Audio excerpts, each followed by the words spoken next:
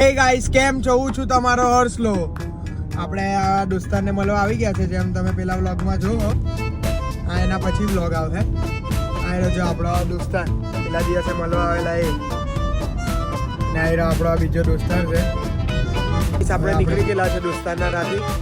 આ રાબે તો હુઈ ગયેલા રૂમ પર જઈને. તો ગાઈસ, તમે જોઈ શકો છો સવારે 6:30 વાગે તો અમારો ભાઈ ઉઠીને ચાલવામાં લાગેલો છે. એકદમ ફિટનેસ ફ્રીક થઈ ગયેલો છે. આવી જો આપણી આ ગાડી લાગે ને હેવી. ગાડી બી હોય છે. ગાડી તો હું ઊંઘે, ગાડી હવે દોડાવે તમારો ભાઈ. ચાલો ગાઈસ, આપણે વિપ્લોજ જતા હતા અને આપણને એક દોસ્તાર મળ્યો છે. આયરો નિત્ય જય માતાજી. આપણે વિપ્લોજ જતા. આ ભાઈ બહુ મોજીલો છે, એના મનનું જ કરે. કોઈ ગમે તે ખે તેલ લેવા જાય.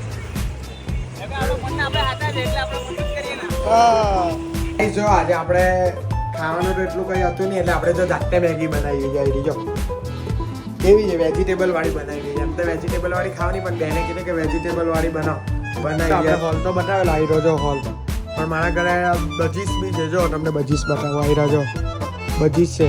આના અંદર એ લોકોએ બચ્ચા મૂકેલા હતા. એક મેલ એક ફિમેલ છે. બચ્ચા મૂકેલા હતા, પણ બચ્ચા બિચારા ઠંડીના લીધે મરી ગયા. હવે બીજા બચ્ચા આવે ને તમે તમને બતાવો. તો ગાઈસ, આપણે હમણે આ દોસ્તાર સાથે જતા છે.